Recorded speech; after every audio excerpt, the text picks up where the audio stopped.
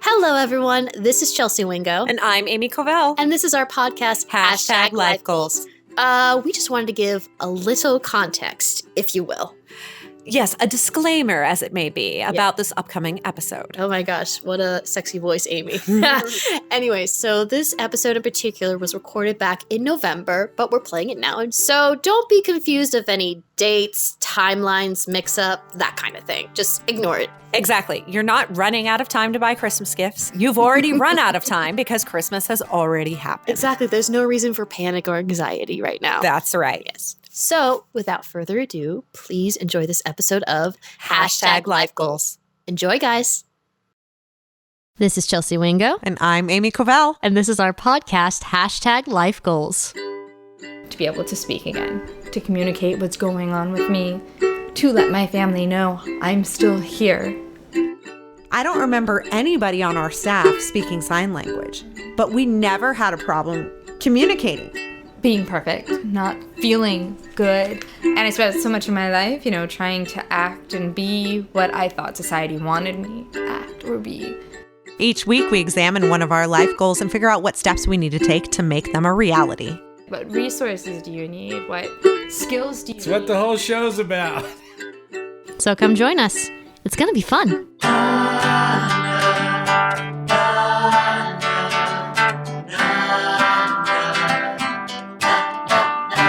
Hello, everybody. I'm Amy Covell.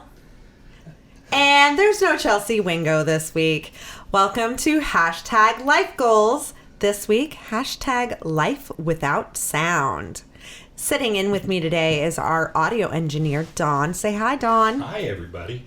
This is Life Without Chelsea, too, apparently. Right? Chelsea had some last-minute edit work come up this weekend that she couldn't pass up. So even though you're not Chelsea, how has your week been? It's been definitely a challenge lately. I just got back to LA at the beginning of September, and the plan, which you automatically know that it didn't work out because I said the plan, but the plan was to come and transfer my Lyft driving and Uber driving to the area, and I am stuck in background check hell right now. So, I'm looking for little things here and there, just get some money coming in until that gets going. Enter the podcast. Dun-dun. Well, I have been very busy in the, week and a half since I last saw you. So I shot a spec trailer. That went great. My friend Corey is staying with me right now. He just moved to Los Angeles from San Francisco. He and I were roommates in college. And he spent the last 2.5 years in Paris, France. And now he's looking for a job in his field, which is fashion. And there was nothing in San Francisco and tons in LA. So he sent me a message the last week of September and was like, I'm moving to LA. Can I crash on your couch? And I'm like, I don't have a couch, but I have a queen size air mattress and you are welcome to it. So he moved in with me the first week of October. And he's already got a job, an internship, and I made him work on the spec trailer doing costumes for me. There you go. So that's going great. I'm so glad he's there because he is helping keep my apartment clean and my dog walked while I've been filming nonstop. Because I finished the spec trailer. Then I went and saw a friend of the show, Leota. I saw her perform in Once in Orange County last Sunday. And I got a call right before I went into the theater asking if I could come work on a feature that was on day 7. They had done days 1 through 6 without an assistant director. And they were finally ready to cry uncle. I bet. They'd already added 2 days to the shooting schedule and were super behind and losing their minds. Now you see how important you are. Right? And I went straight from her show to shooting overnights for the next 4 days. Wow. My sleep schedule is all messed up. I'm not having a problem where I can't fall asleep at night. I'm just having a problem where I want to sleep all day. Okay, so shall we move on to the research? Yeah, I guess. All right. I haven't done any. That's okay. Chelsea did provide me with the research for this episode. Okay. So what Chelsea did is she did a little research on hearing loss and deafness. And then she did some research on American Sign Language. So the World Health Organization, this is a report they did on deafness and hearing loss this past March in 2019. It said a person who is not able to hear as well as someone with normal hearing would be someone who suffers from deafness or hearing loss. Hearing thresholds of 25 dB or better in both ears is said to have hearing loss. So it could be mild, moderate, severe, or profound, and if it can affect one or both ears and leads to difficulty in hearing conversational speech or loud sounds. If you are hard of hearing, it refers to people with hearing loss ranging from mild to severe. People with this usually communicate through spoken language and can benefit from hearing aids, cochlear implants, and assistive devices like captioning. Deaf people have profound hearing loss, which implies very little to no hearing. They often use sign language for communication. And then here were some key facts from their findings. 466 million people worldwide have disabling hearing loss, and 34 million of these are children. Hearing loss may result from genetic causes, complications at birth, certain infectious diseases, chronic ear infections, the use of particular drugs, exposure to excessive noises, and aging. Well, I mentioned before we actually started recording that this is a very meaningful show for me because I have hearing loss in my left ear. What happened for me was I was living in a fairly small space at the time. I lit a candle and I fell asleep with the candle burning, and I woke up and just had congestion throughout my entire head. And what's going on in my left ear is it never cleared up. I have tinnitus, however you want to pronounce it. So I hear whooshing a lot in there. But I think it's mostly external to the functional parts of the ear, because I think when I do something that involves bone conductivity, I hear pretty clearly on that side. So Interesting. 60% of childhood hearing loss is due to preventable causes. Like lighting a candle when I guess so. falling asleep. Yeah. Very preventable. If only I had known. 1.1 billion young people aged between 12 and 35 years are at risk for hearing loss due to exposure to noise in recreational settings. So when your mom says, turn that music down, you're going to blow your eardrums, she is serious. We have a guest today.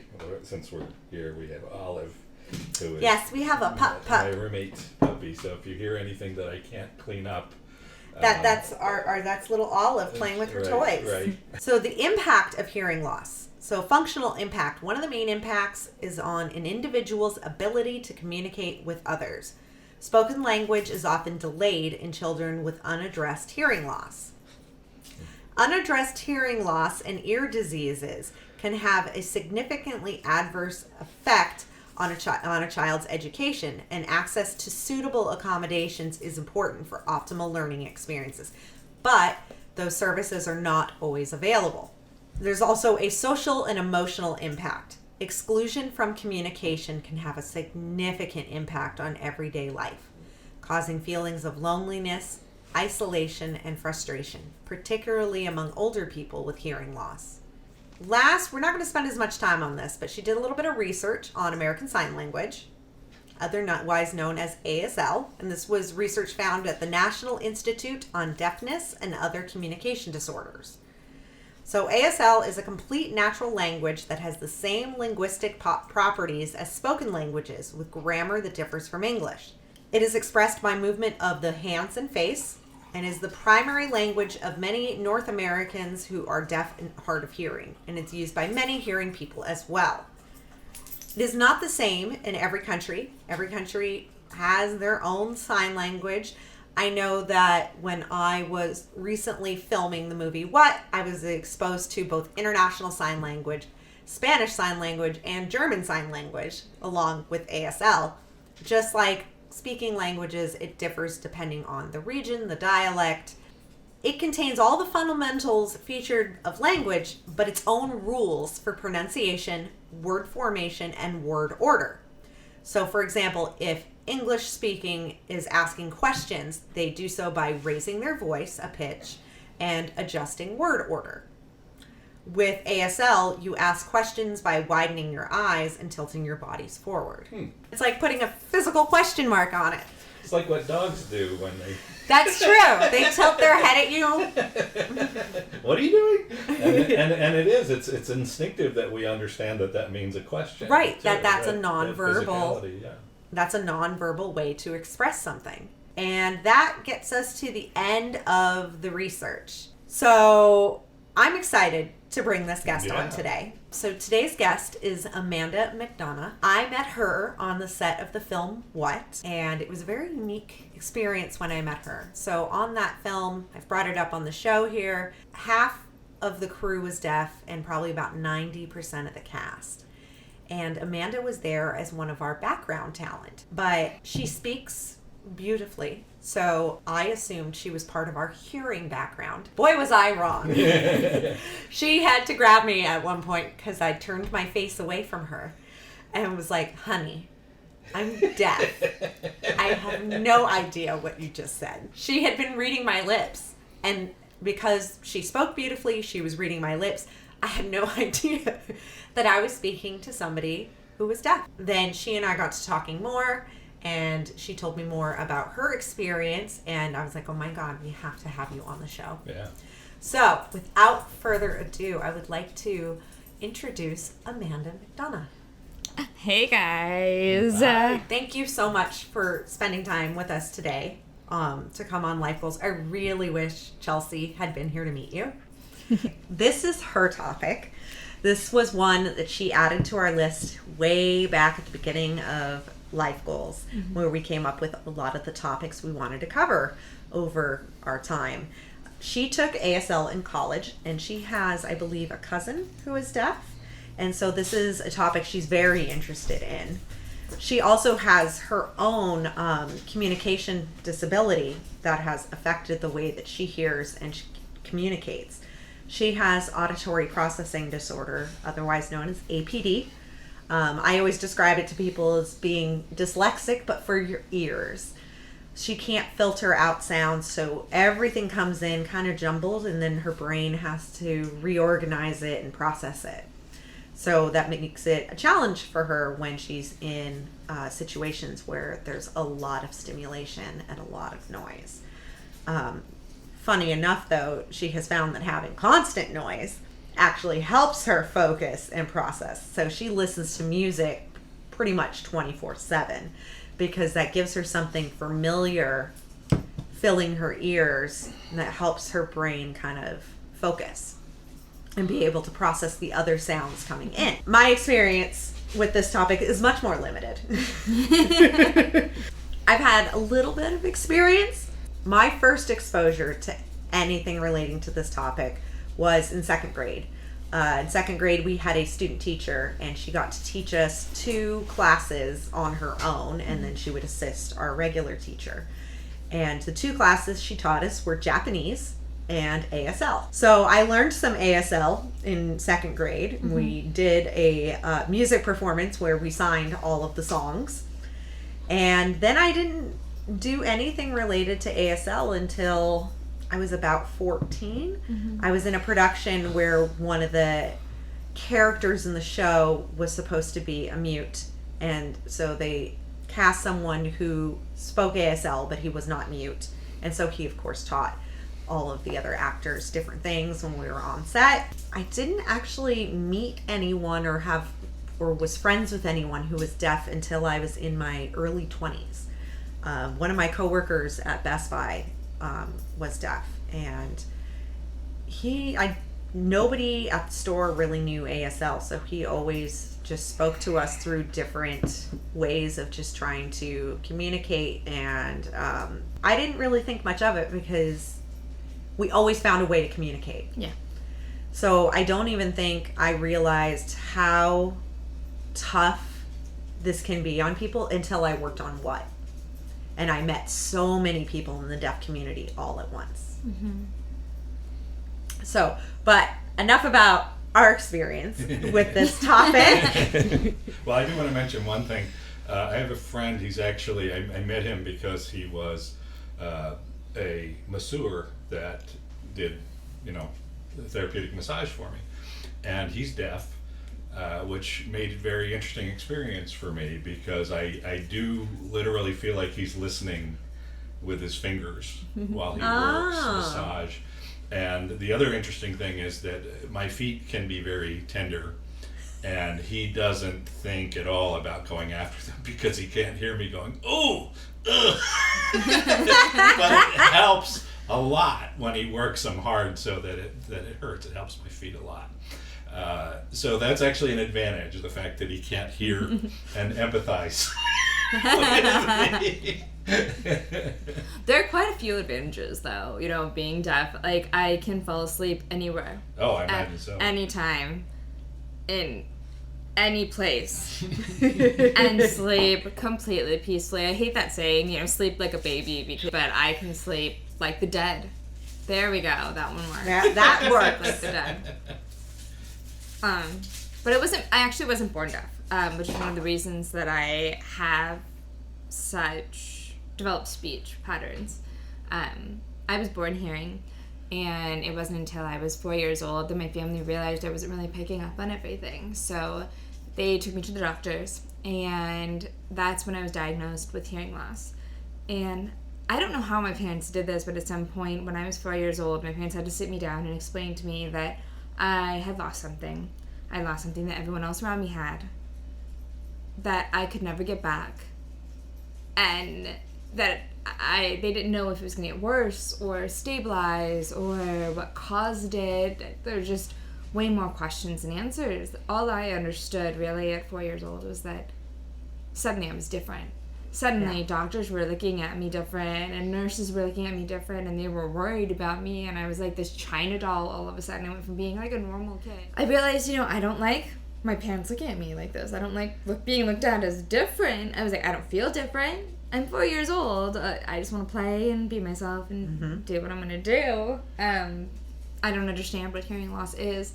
So I decided as a 4-year-old that if no one knew I was different, they wouldn't look at me different, then they wouldn't treat me different, then I wouldn't be different anymore. Like, denial 101.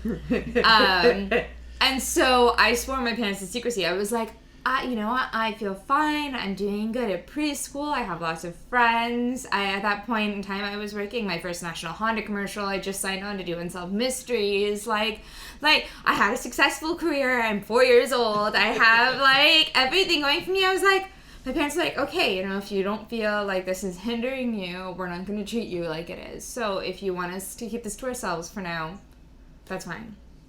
So my parents promised to keep it a secret. And as I got older, when you have hearing loss as a kid, they make you go in every 6 months to get tested. And they call it, when you're a kid, they call it a game. Okay, press the button when you hear the beep. Okay, repeat after me. Hot dog, baseball, girlfriend. And they make you play this game every 6 months over and over and over again. But as a kid, I understood that I'm playing this game. I'm not winning. I do not like not winning. And as you get older, you start understanding the concept of this is a test. You're getting graded on this. And I was a straight A student.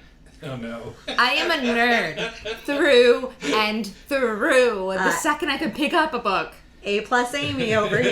Yes, girl. That was me, too. AP classes, honors classes, GATE program, all of that. I was like, no, I'm smart. I'm going to study for this. I'm going to find a way around this. But with hearing tests, it doesn't matter how hard you study, how hard you work, how hard you try. I just felt like every 6 months I was being set up for failure. Right. And it started eating away at me as a person, just my self-esteem. Yeah. And I felt I needed to work harder to act like everyone else, to hide my hearing loss, to be the person that I thought everyone else, that society told me I was supposed to be. And so I managed to hide my hearing loss for 18 years. And the whole time it's getting worse and worse and worse. I mean, I was only 7 by the time I needed hearing aids just to keep up in school, and Right. bilateral in both ears. It's not like I was just losing one hearing. It wasn't. I had pretty severe hearing loss. And I relied on those hearing aids. I relied on the hearing that I had for everything. So for 18 years, I lived in denial. And my best friends didn't know, my teachers didn't know, my principals didn't know, and my extended family didn't know. And because I was in denial, because I was working so hard to project this image of being what I thought society needed me to be. Right.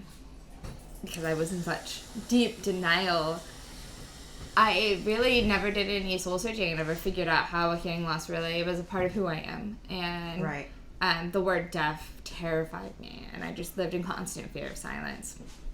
And it wasn't until my junior year of college, being the overachiever, AP honors nerd that I am, I decided instead of just getting 1 degree, I was going to get 2 degrees. And not only was I going to get 2 degrees, I was going to do both degrees in 4 years by myself. I got this, right? Right. Of course. Yes, because That's what naturally. overachievers do. Duh. I'm going through school. I have a pretty decent GPA. Like, I think I had like a 3.5 or something GPA at that point in time. I was working at Disneyland, happiest place on earth, and you know, I had boyfriend. Like, life was going good, and then one day, in between my junior and senior year, it just started, and I got tonsillitis, which is, you know, everyone gets that at some point. It's really not a big deal. It's like getting a cold, really. Your tonsils swell up, your throat's really sore, and it sucks. But I couldn't, my body wasn't healing from it. So my doctor suggested that once I kind of got over it, that we have my tonsils removed, for safety in Right. the future. And so I had this like foreboding feeling, like before I even got tonsillitis. I was like, something's coming to an end. Like something is about to change. I could just feel it in my bones. And at that point in my life, I relied on hearing for everything. I relied on it for all of my college classes, my relationship with my friends who still didn't even know I had hearing loss. I was just that good of an actress. I am just that good of an actress. My best friends didn't even know that I had struggled with my hearing. I used it for communication with my family, for literally everyday functions, like waking up in the morning, and I woke up from my tonsillectomy. And the hearing that I had left, the hearing I depended on my entire life for, was 100% gone in both ears. I was, for the first time in my life, deaf. And I could not run away from the word deaf. I could not run away from the word disabled anymore. I could not hide it. I could not pretend it wasn't there. I couldn't be in denial anymore. I was deaf. Because I had just had tonsillectomy, I was mute.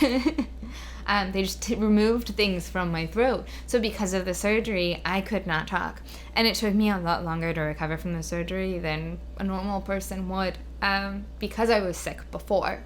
Right. And so here I am, all of a sudden, sitting in this hospital, 100% deaf, completely mute. I never learned sign language, nor had I ever met another deaf person. And I didn't know how to lip read.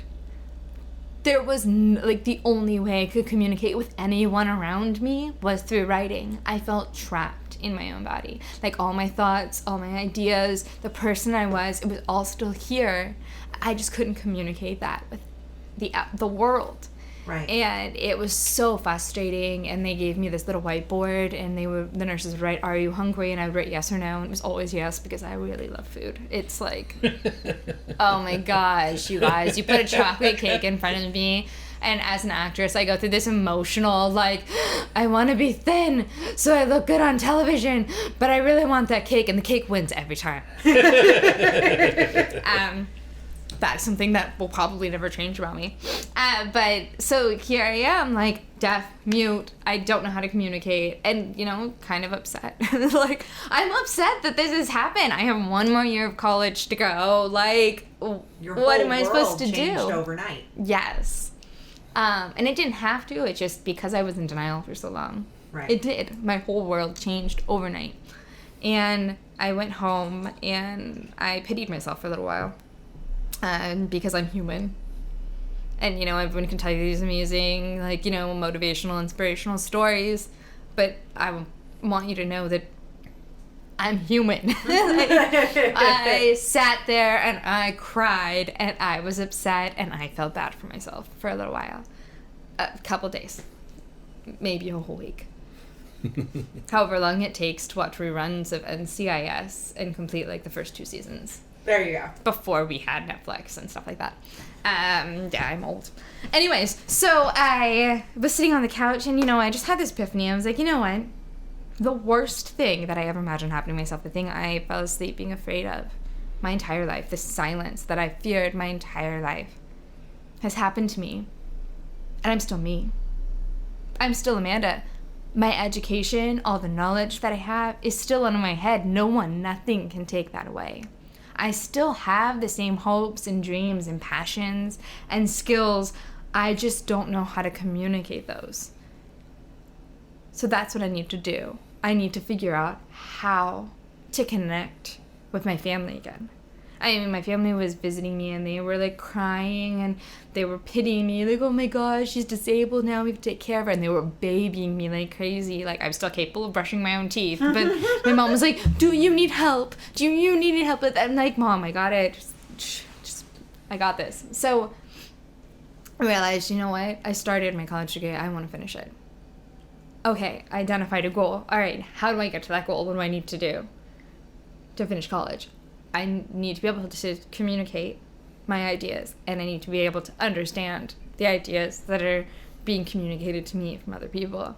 It's like, okay, so I want to be able to speak again, to communicate what's going on with me, to let my family know I'm still here. I'm okay. Like, give me a little space. I love you, Mom. I don't need 5 blankets on me right now. It's summer.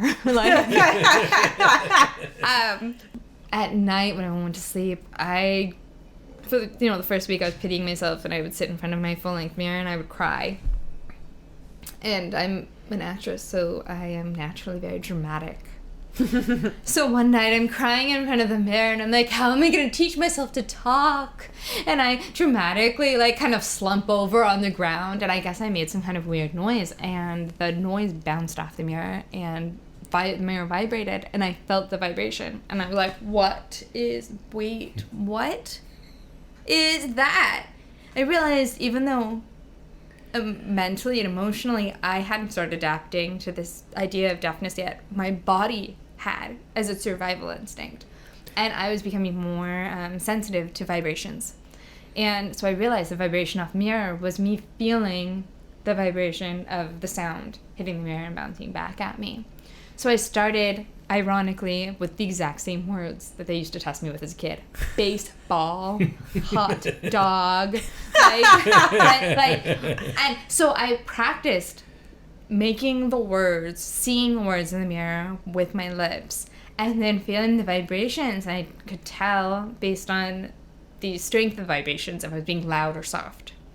And I just practiced every night when my family went to bed. And I was like, okay, I'm going to make baby steps here.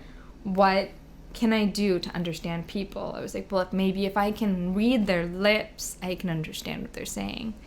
And so I would turn on the news and all day, my parents thought I was just really depressed. I would just sit and I just watch the news.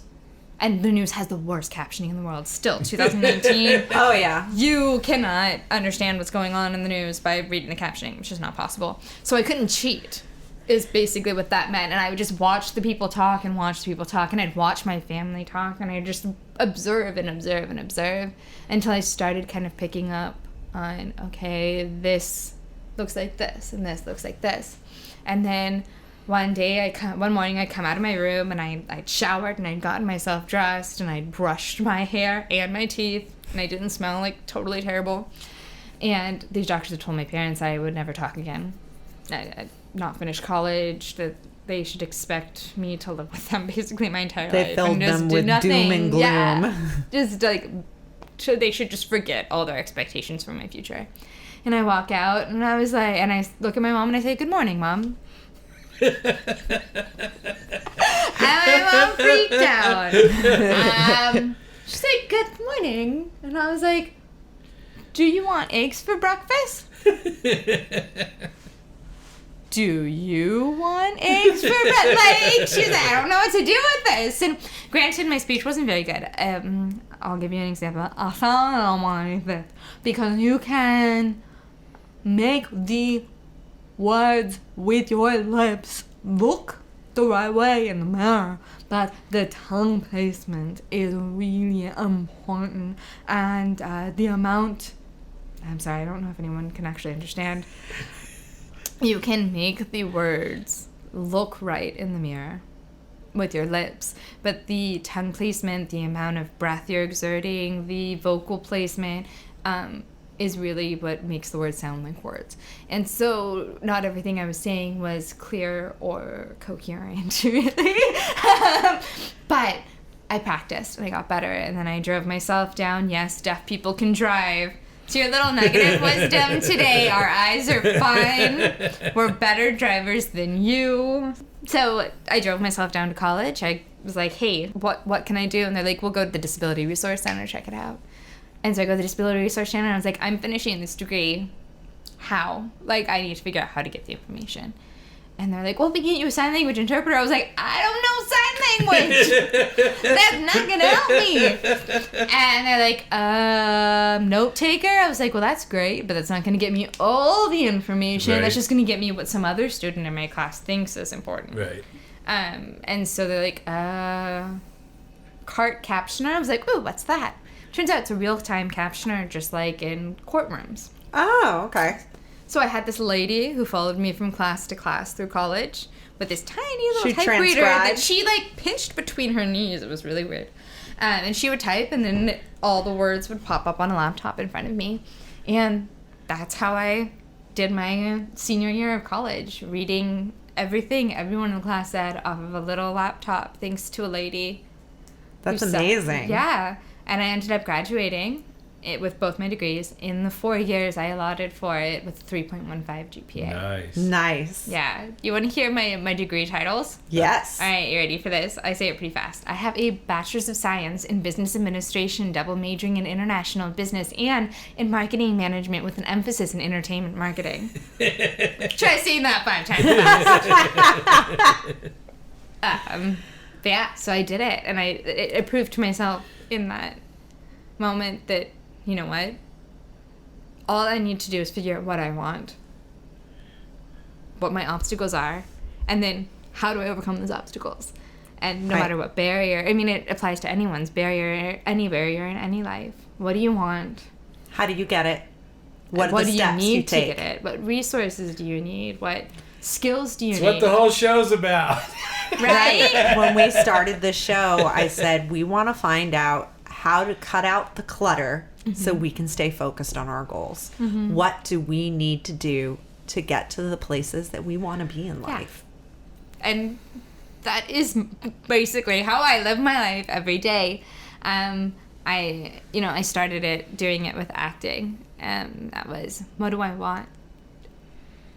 I want to do what I love, and I want to know who I am. How do I get there?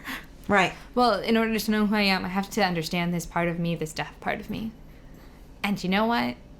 I did. I figured it out. I got on the set. I learned. I asked questions. I just kept going. I felt embarrassed all the time. I felt like I wasn't good enough all the time.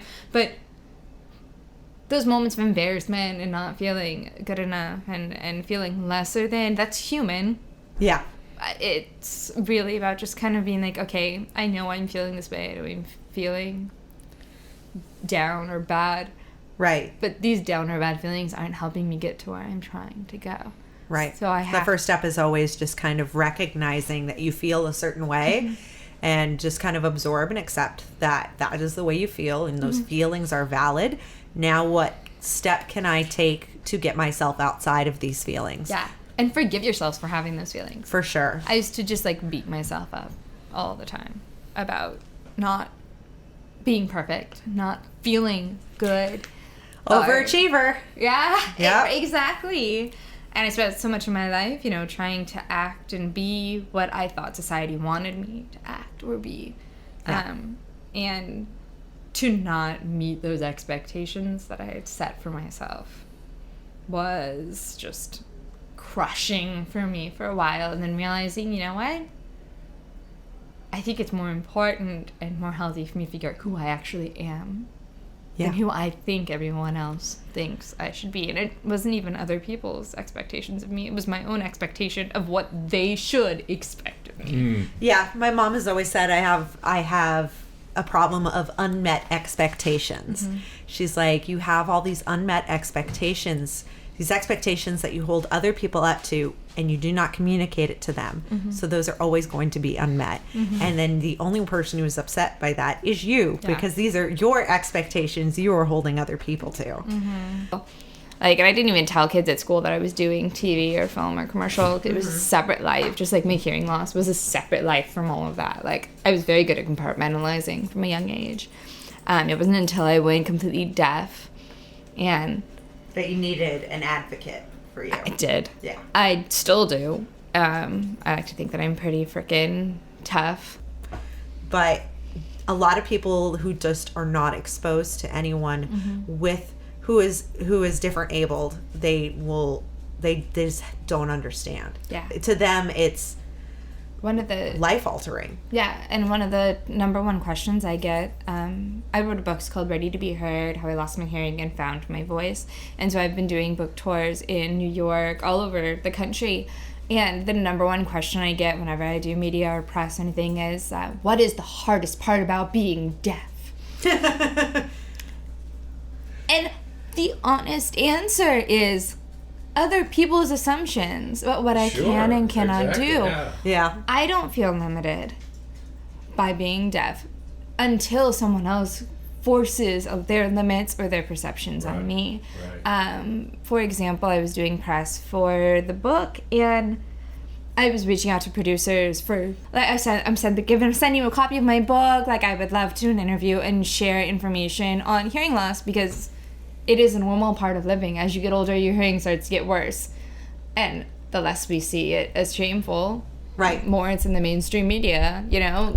The more it's so accepted by society. It was like, I'd love to be on your show and share this story. And they're like, wow, your story is amazing.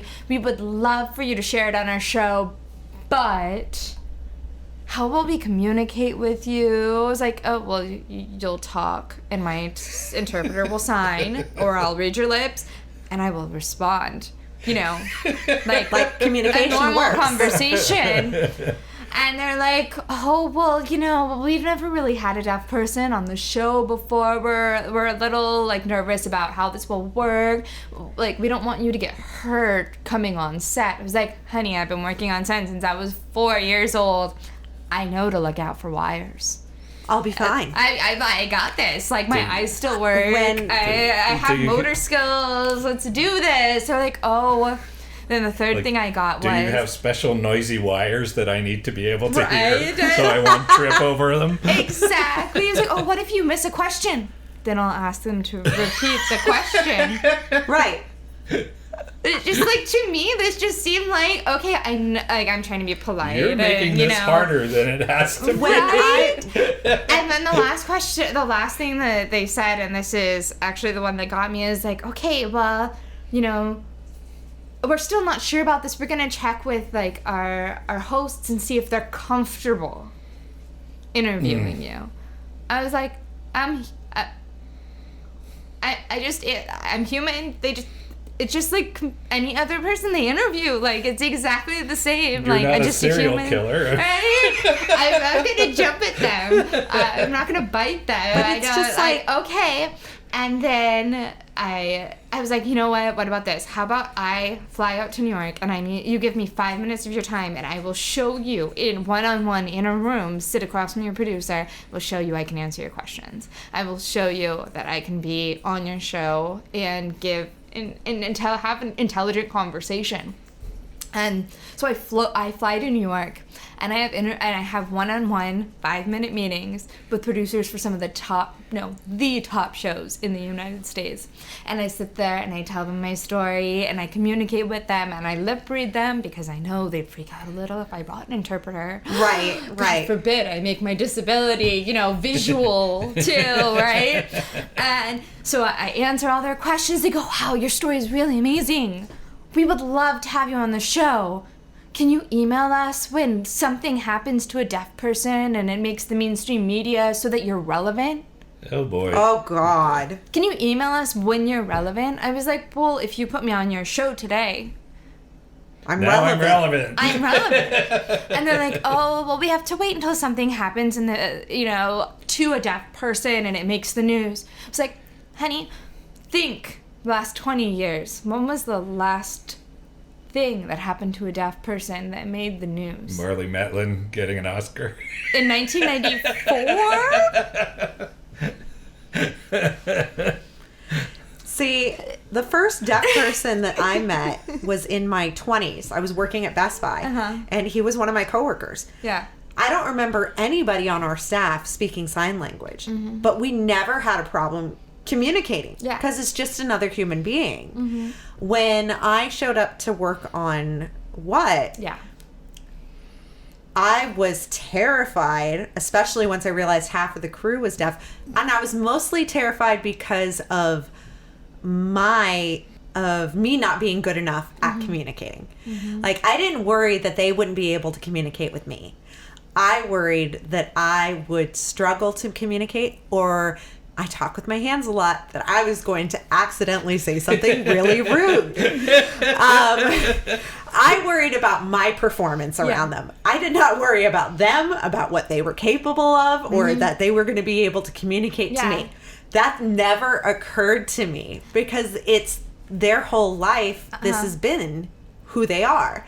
It was more of like, am I going to be good enough? Just like I speak French, but when I'm around a French person, I get all nervous. Like, am I going to fuck up? Yeah. And it's more about my insecurity than anything else. We met on that set, on the set of What, and that is completely normal when you're, in a situation or meeting a new person for the first time. It's totally normal to be kind of anxious and, not want to offend someone. But when it comes as a person with a disability, I would much rather you have to try.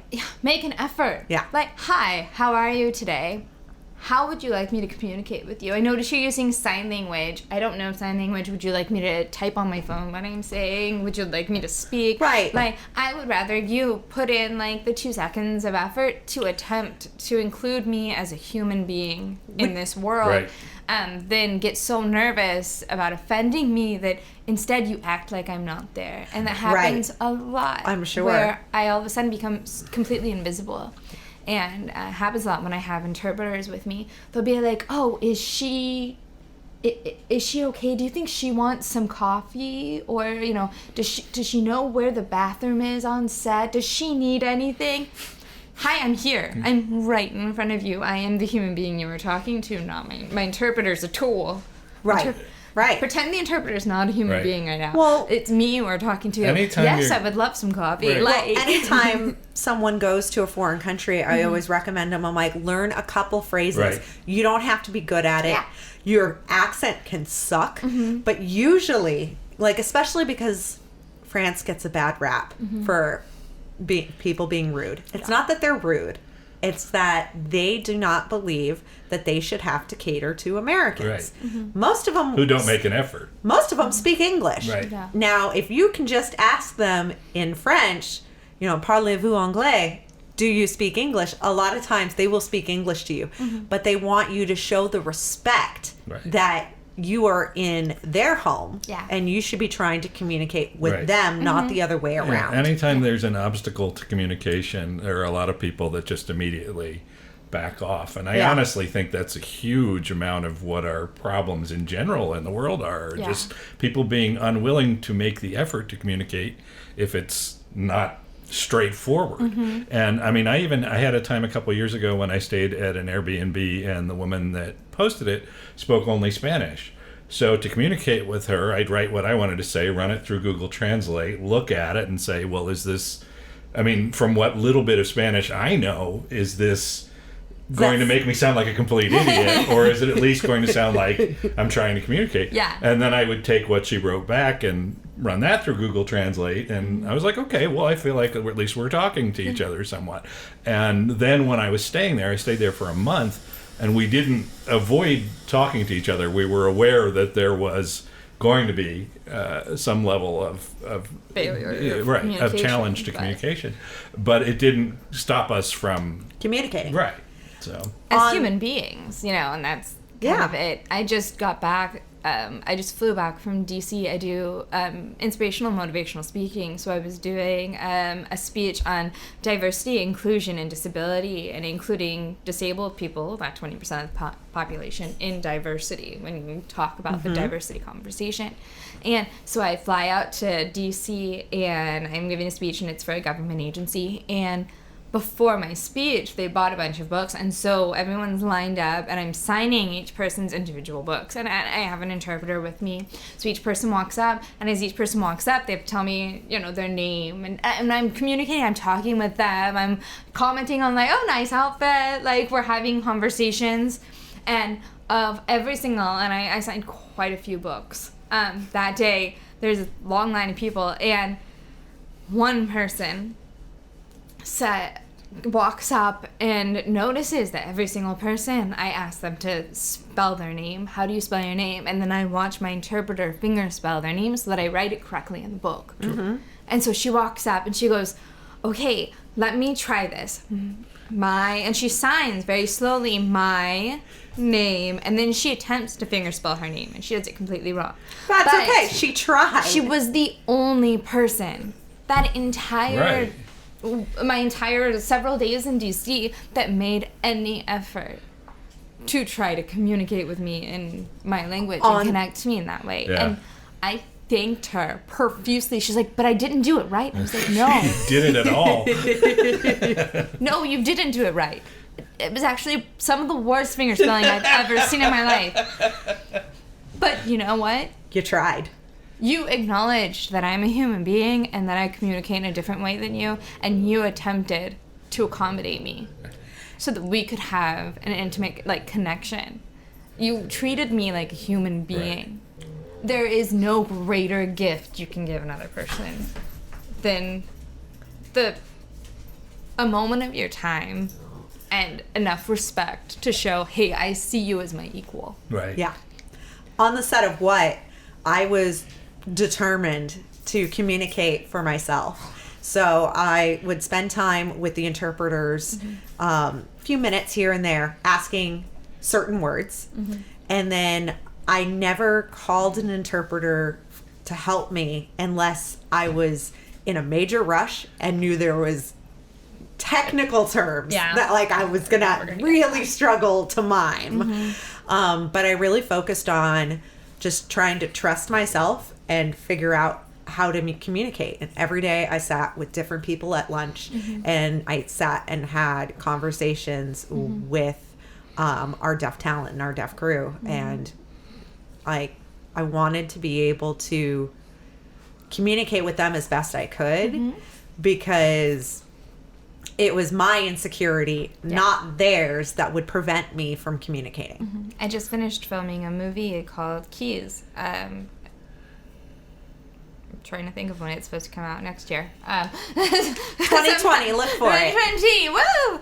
I just finished filming a movie called Keys, and I'm the only deaf person in the movie. And the movie is about a young woman who is losing her hearing, and she's a professional pianist, and she's studying, piano, and she's auditioning for. It's just her whole life is around hearing, and then she loses it, and that emotional toll that it takes on her, that anger, frustration of living life one way and then having to figure life out another way. And there's this whole turning point where she realizes, I can feel the vibrations of music.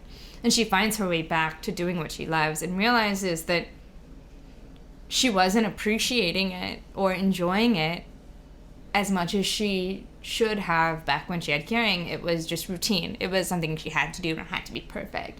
And losing her hearing actually gave her the gift of art. Finding new ways to create something, finding appreciation and love and sharing. It gave her the confidence to share her own music with the world instead of just always trying to copy the greats and be perfect at everything. And so it's a really awesome premise, and it's 100% like authentic in everything because they made sure to include, you know, a deaf actor, somebody who has gone from being hearing and depending on that to that emotional transition to realizing becoming deaf is one of the best things that's ever happened to me. It's given me identity. It's given me hope. It's given me purpose. And on this set, I'm the only deaf person. I have an interpreter, but every single person on set, from the sound guys to the director to like craft services, every single person on this set made the effort to learn a few signs. Good morning, nice to meet you, how to sign rolling, cut, moving on, from the top, things like that. And I ended up not really needing to use my interpreter services hardly at all on this set. My interpreter's sitting there like, I don't know what I'm doing. I don't know why am I here? Because just getting a free paycheck. Yeah, pretty much. And it's just like learning a couple words and connecting. And they're like, oh yeah, we were a little worried about working with a deaf person on set at first. Like, we were worried it would be a safety issue and that kind of thing. And I was like, honey, I was the one pointing out chords to you. Like, I don't know what, like, say, I mean, as a deaf person, you become, like, hypersensitive and hyper-observant. Just your body, it's a survival. That was one thing that I was concerned with on the set of What was some of the safety. And it wasn't, like, I know everyone on that set who is deaf, they live like that every day. They manage every day to not get hit by cars and things like that.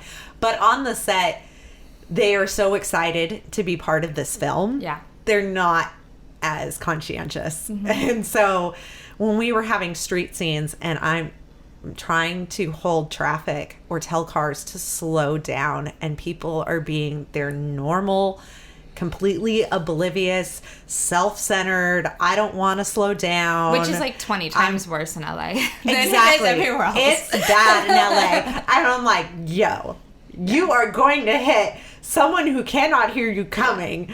Please stop. Thankfully, no one got hurt, but it was, I wasn't worried about any of our deaf talent once they left set, because I knew then they're in their normal, but we had so many people that this was their first time on a movie set. See, and they were so really excited that I'm like, already someone's first time on a movie set, they're not as conscientious of the world around them. And they're not used to, you know, lighting, where the lighting's going to be, not to be in the way of, like, the lighting, that certain things are going to move at certain times, that the camera is going to change angles. Like, there's things that you learn being on a set, and because most deaf people have never been given the opportunity. Right. Or for that kind of job. I mean, we just don't get those opportunities. They're not there for us to take.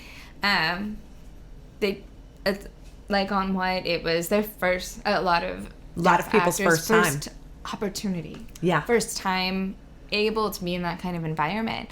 And it's hard for anyone their first time on a movie or TV set or anything.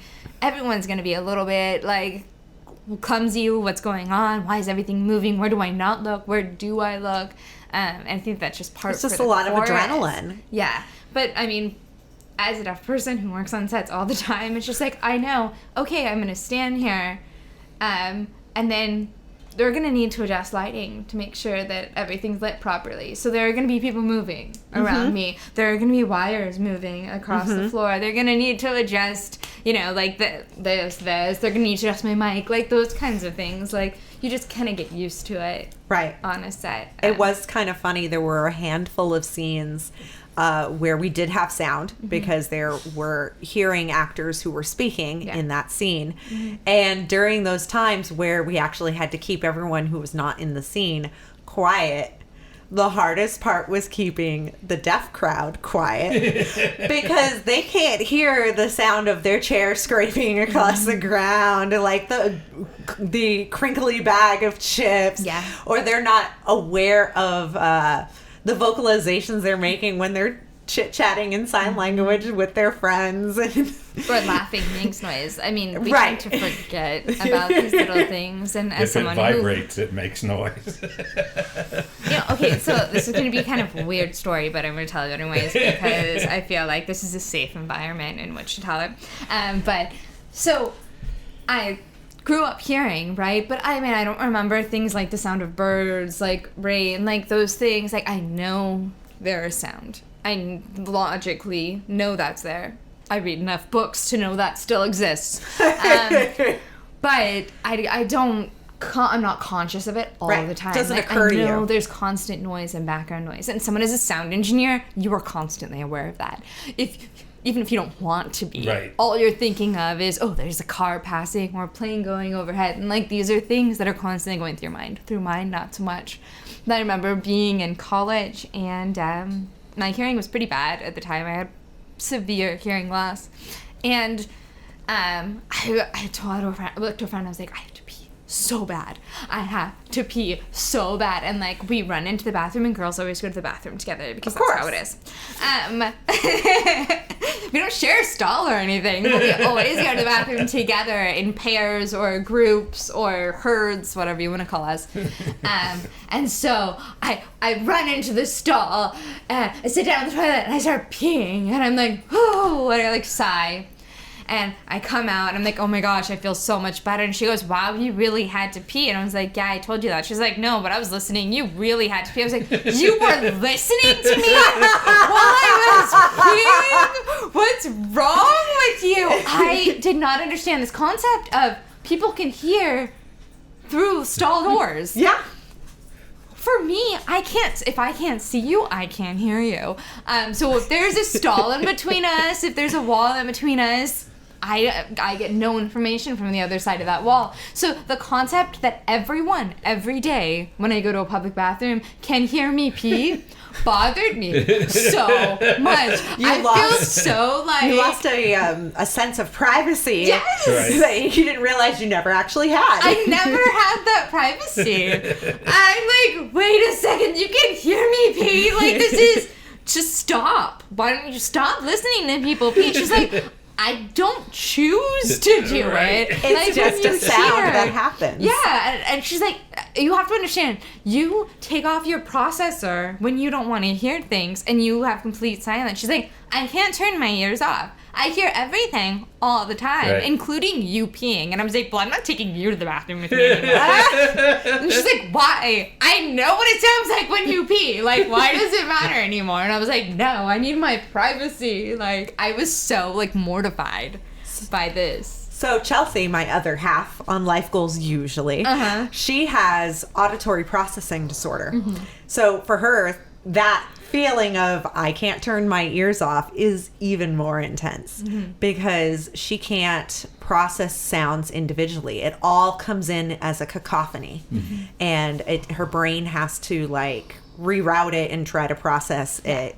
And so when we go to loud places, it's real hard for her because she can't filter out those things like the water in the sink or the cars passing by or the people having a conversation across the room. She hears it all at once. A lot of people, because I am a disabled person, and I do happen to have this story that other people find motivational or inspirational, they expect me to always be motivational and inspirational for them.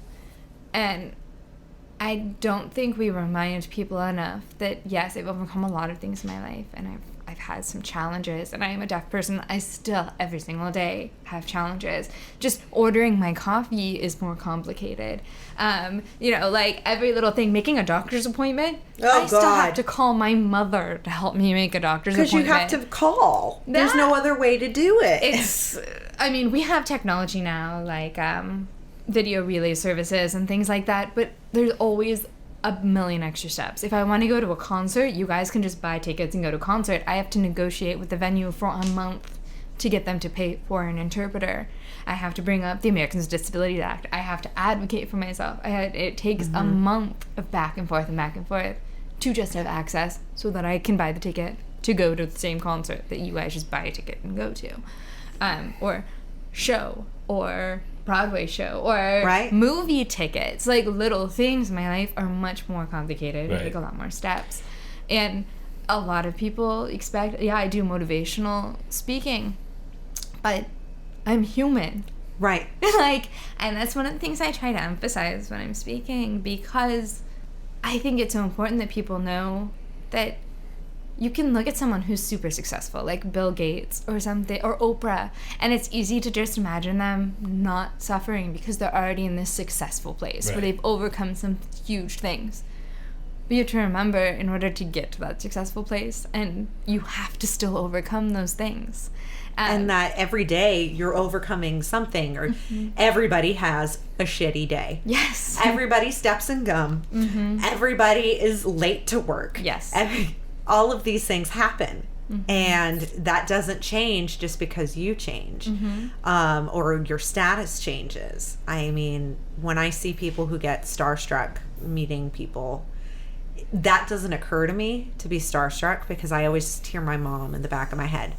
They put on their pants one leg at a time. Like everyone else. Well, the other thing I think is funny that goes along with that is just something goes wrong for you, and there's this automatic assumption that, oh crap, that's what people are going to notice about me, and that's what they're going to judge me on, and they're going to see that I put my shirt on inside out, and they're going to see that I didn't comb my hair today, and like nobody gives a shit.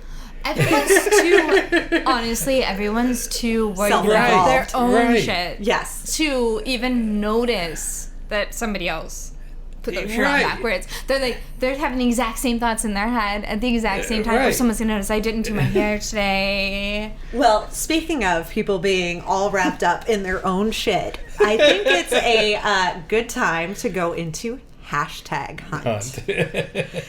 So hashtag hunt. Can you spell that out for me? I'm trying to read your lips because, I'm a hard actually one. deaf. So it's hashtag hunt. You don't have to spell that. I don't know. You don't have to do it in finger spelling, just like English. She just put an N-U. I'm doing reverse like it's a mirror. What is this going on right now? She is really terrible at this game. This Do is not fun. invite this woman to play charades with you. No. I'm spelling it so it's facing you. Don't. Okay. Yeah. Okay, so H-U-N-T. Hashtag hunt. Hashtag hunt. Hashtag hunt. This is where we go on to social media and we look up the hashtag for the episode and see what interesting, funny, inspirational things pop up. This was a tough one because the hashtag for our episode is actually Life Without Sound. So I didn't find a lot of things under that hashtag, so I had to kind of play with it. You know, I looked up hashtag deaf, but I kind of wanted to get a little bit more specific. So I used quite a few different hashtags and then ended up finding a good cross-section. Can you help me get 15,000 views so we can bring deaf people back to the cinema? A social outing that we're missing out on due to a lack of accessible showings. Subtitled cinema. Yeah.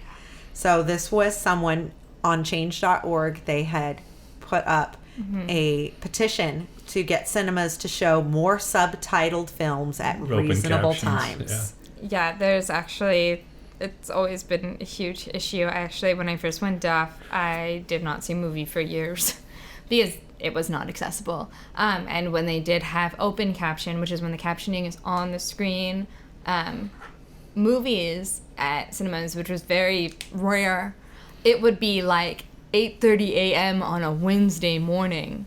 So what are the accessible screenings like now, since it's not open caption? They just don't. They have a device that they have captioning machines, right? And I'm doing like air quotes. Yes, there's two different types available now. One is a box that goes into the cup holder of your seat, and then you like kind of bend and twist it and put it in front of your face so that it's essentially subtitling. Yes, and it works about 60% of the time. I can't tell you how many times I've gone to movies. I actually almost refuse to go to movies now unless it is a Marvel movie, a Harry Potter movie. Something that That's is about action it. based. That's about it. Well, I actually saw someone using that particular device when we saw Ant-Man and the Wasp, the person next to me, and I was so curious about the technology that I was tempted to not watch the movie and just stare at lean it. over and look at what's it showing on there. They can be really unreliable, which is the frustrating thing for deaf people. You go to a movie with your friends or your family, or in my case, my fiance, and he's hearing, and you set up your captioning machine, and it doesn't actually start until the movie starts. So you don't get to watch. Well, You through the sit through trailers. the previews, you sit through the commercials and all that stuff in the beginning, and you don't know if it's going to work until the first line of the movie. And if it does not work, you have to take it out of the cup holder, walk it all the way to guest services, have them exchange it out, turn it back on, set it to the right theater, walk back to your theater, back to your seat. At this point, you've missed the first 5, Right. maybe 10 minutes. Yeah. Depending on if there's a line of guest services, even 15 minutes of the movie. Then you have to set it back up, turn it on, see if it's working. Then if it works, you've missed part of the movie. But at least you can watch the rest of the movie with your significant other, your family, your Right. friends. Sometimes it still doesn't work, and you have to walk out again Oh, and exchange God. it for another one. And then if it doesn't work at all, you have to make a decision of either walking out of the theater, and you just paid what everyone else paid and wasted your time. And sometimes they'll give you like, oh, come back, movie pass. Right. Yeah, like come And back. I want to watch deal with this why. again. Yeah. But if you choose to walk out, you have to take your hearing people with you. And you have to embarrassingly walk back into the theater. At this point, you have disrupted the experience for everyone around you because you have squeezed yourself in and out of the seat several times. And now you have to explain to the people you're with, I have no access to this. Can we leave? They don't get to see the movie. They all have to leave and get vouchers to come back later. You just wasted all this time. Or you can choose to sit there and stare at a screen with no access to the actual movie Right. so that everyone else can watch it. Well, our next find on hashtag hunt is relating to something you've already talked about as being something that is an extra steps that you have to take to go to concerts. So it said Monday mornings, hashtag Deaf Dilemma, contacted venue and Ticketmaster weeks ago to request ASL Terps for a show tonight. Never got any responses or follow-up. Wake up to an email this morning confirming Terps and to purchase my tickets. So now do I spontaneously drop $300 that I wrote off weeks ago, not getting a response, scramble our schedules around to be in Boston this evening just because they confirmed Terps without following up on my request?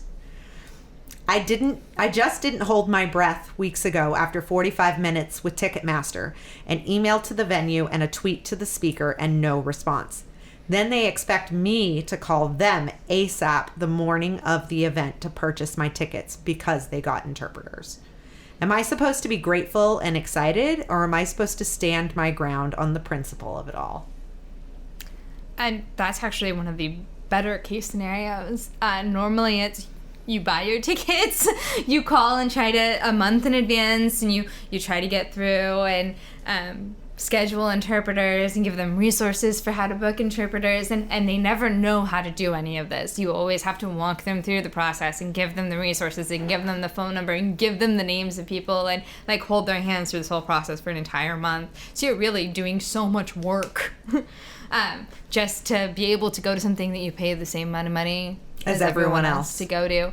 Best case scenario is they get an interpreter at the last second. It's like, yeah, you can go. Worst case scenario is, oh, we weren't able to get an interpreter.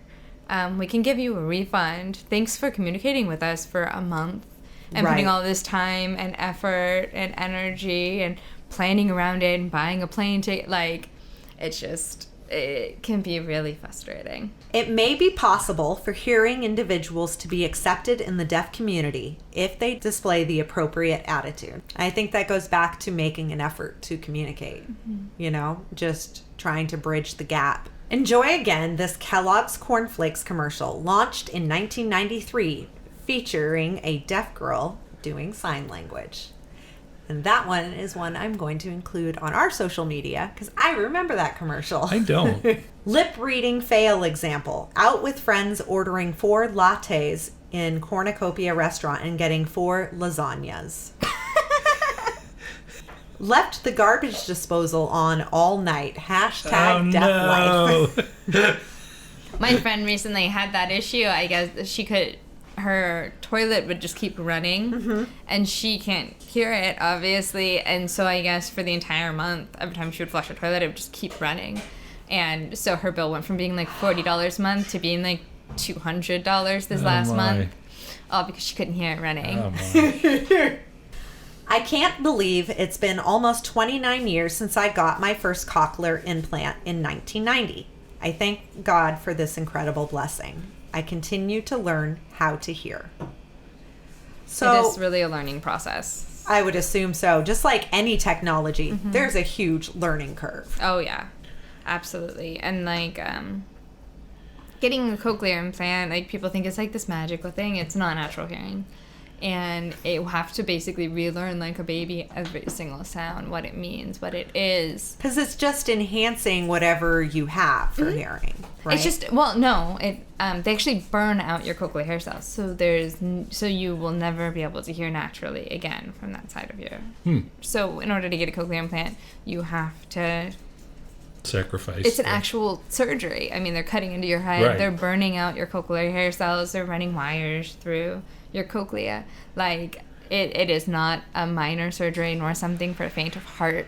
And not everyone qualifies for it, nor is everyone healthy enough to get it.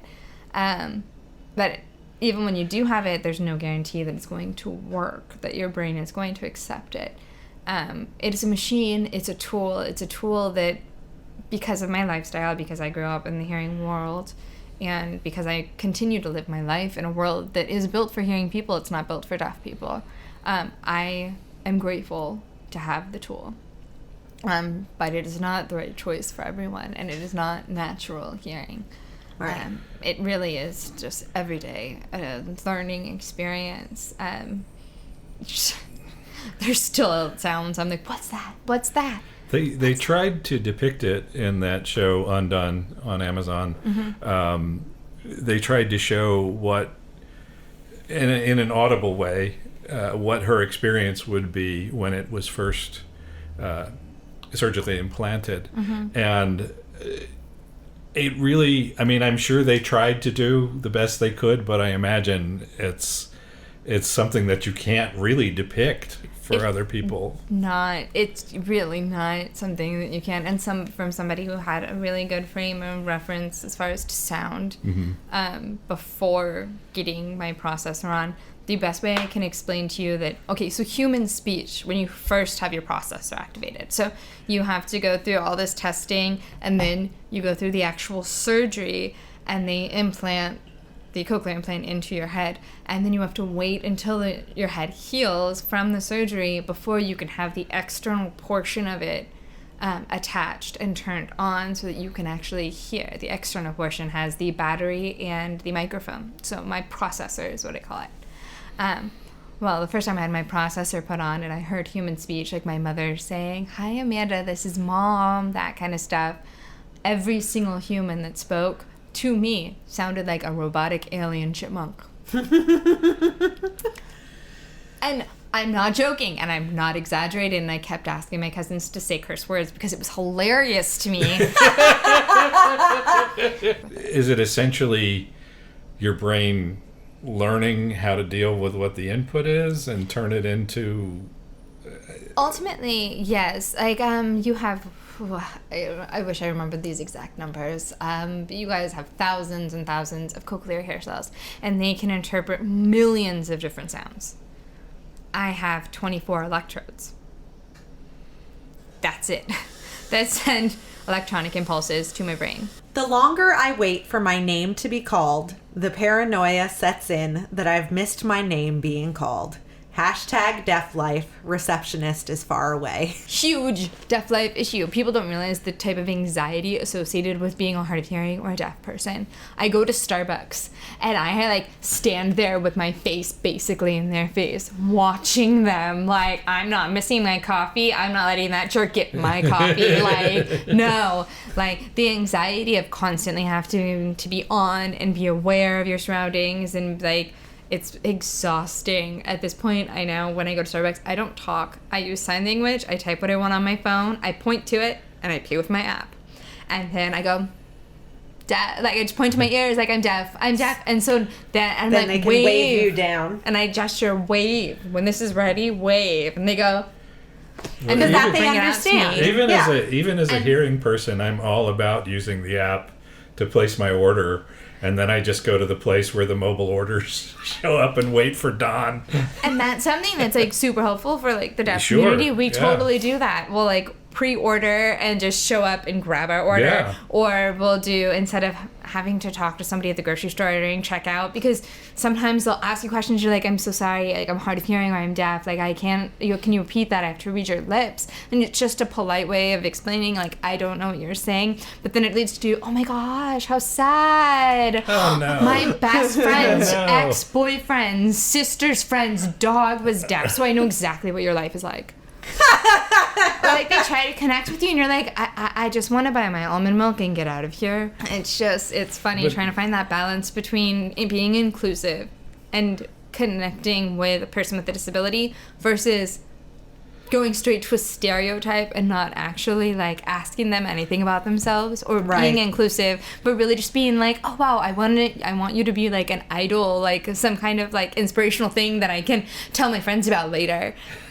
Right. Like, and took we care can of a tell the deaf person difference. today. Well, on the topic of inclusion, our last item from Hashtag Hunt.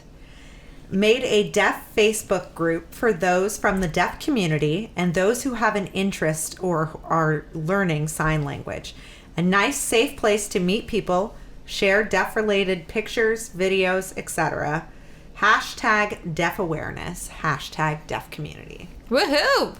Go hashtag deaf awareness. The day that I booked the What movie, I called one of my very good friends. She is an ASL interpreter. And I was like, you're not going to believe what I'm going to be working on. She was like, I'm so excited for you. She's like, that's amazing. I'm like, I'm going to have so many stories to tell you, because she is a completely hearing person. And I don't even know what ended up inspiring her. She was a dancer for the longest time, and so was one of the interpreters on our set.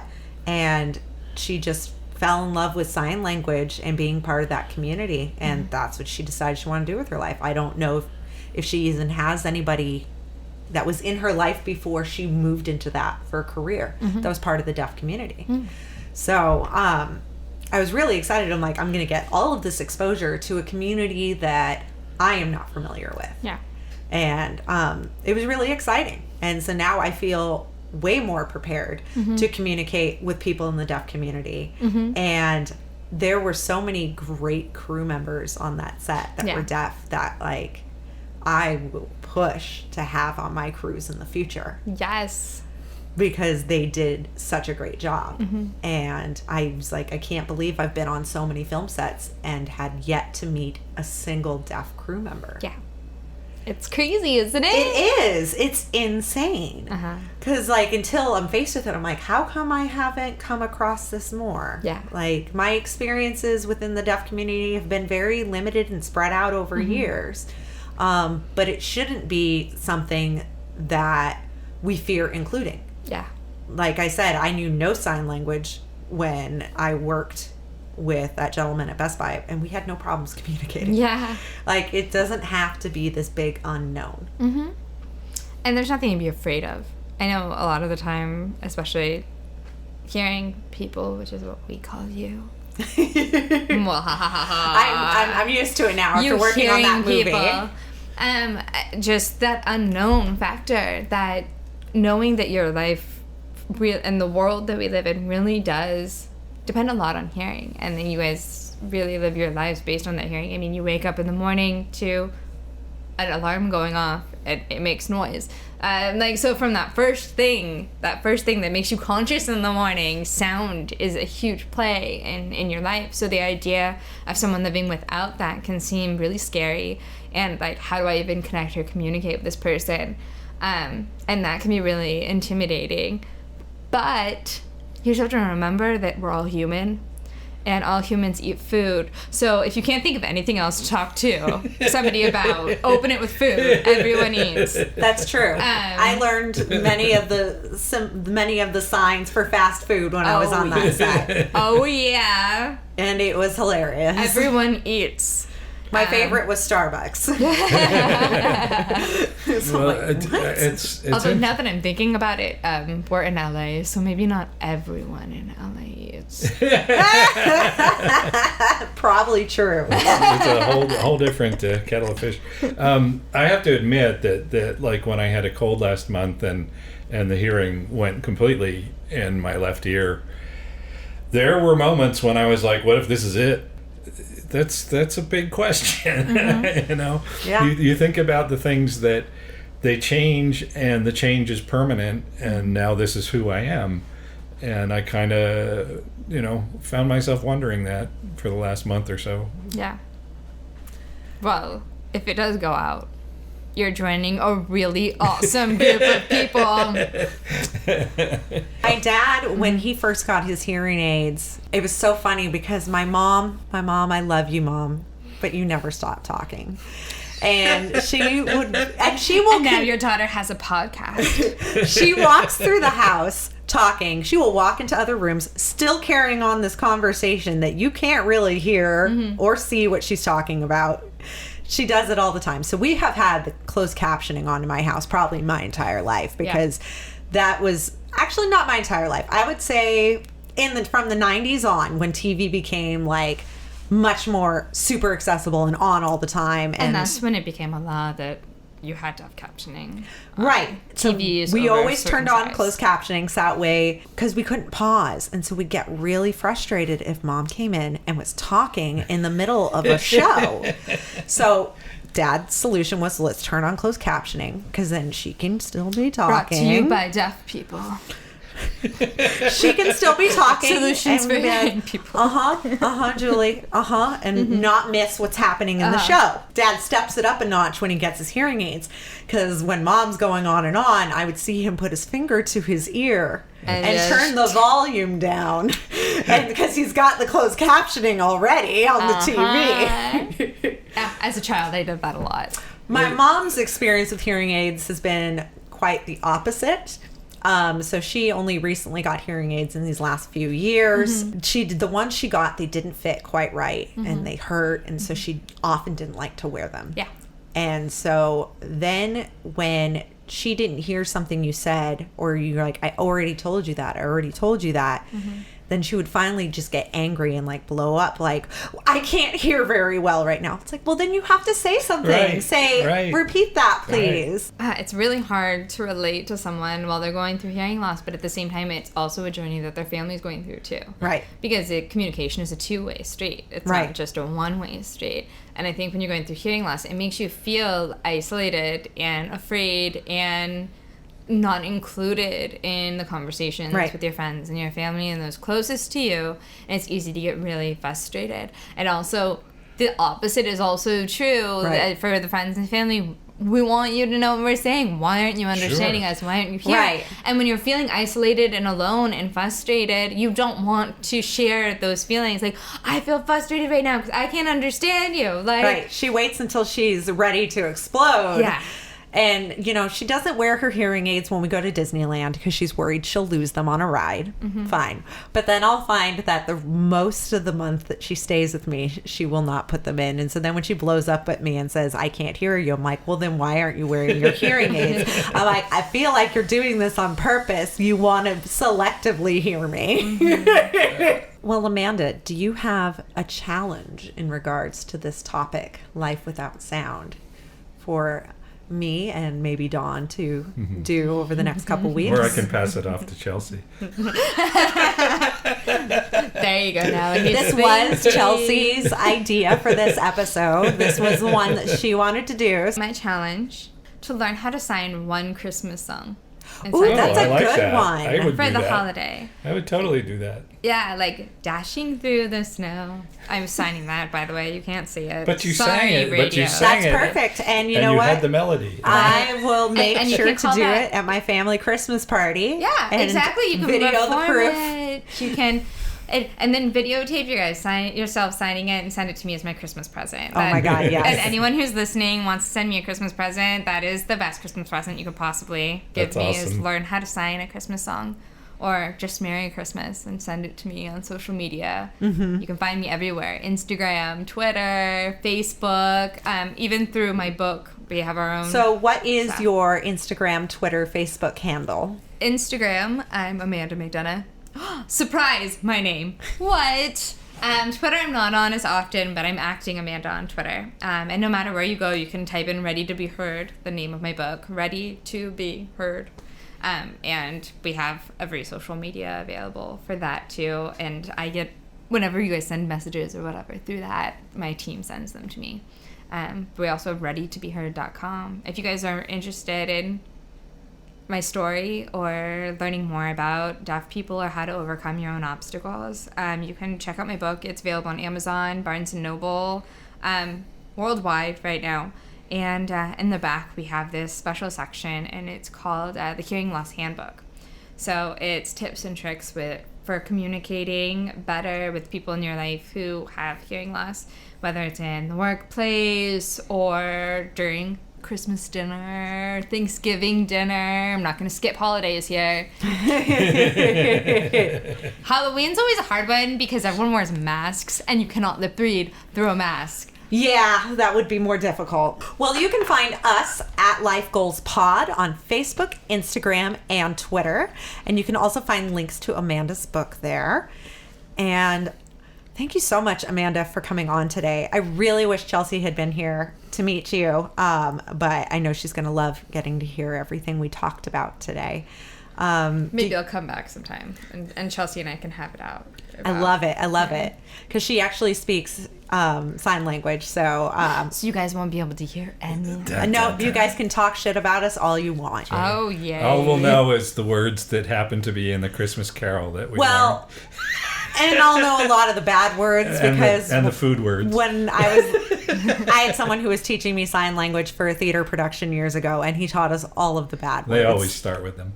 Everyone does. Like, every language, you're supposed to start with the bad words first, right? Right. And then you move on to the basics like hi. Yeah. Well, that's all for today. Thank you guys for listening. I'm Amy Quavell, And I'm Don Strong, sitting in for Chelsea Wingo. and you've been listening to #LifeGoals. Bye-bye. Bye.